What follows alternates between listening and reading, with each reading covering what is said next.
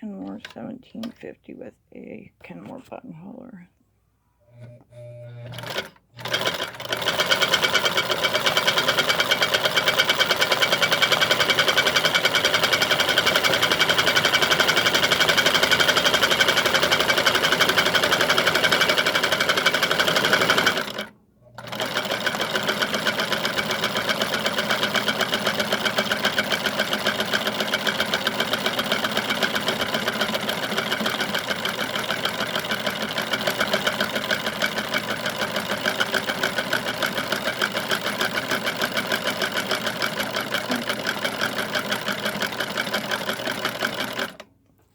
Okay, that is sewn over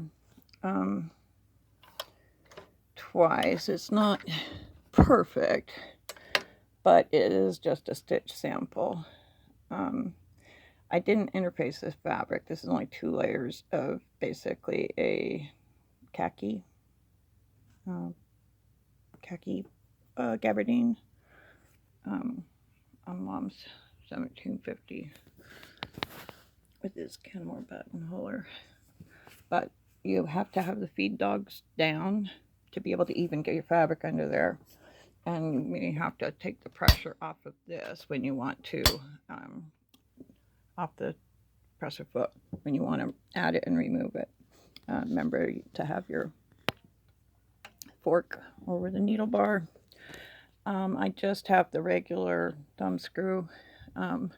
Got it set for a pretty wide bight, B-I-T-E, or B-I-G-H-T is how it's spelled, but on the side of the buttonhole is where you set that. Now this one may be actually for a straight stitch only machine, and as long as you have your machine set for a straight stitch, that's fine. And here's the setting the red, matching the red on the stitch length. Anyway, on Mom's Kenmore 1750 buttonholer.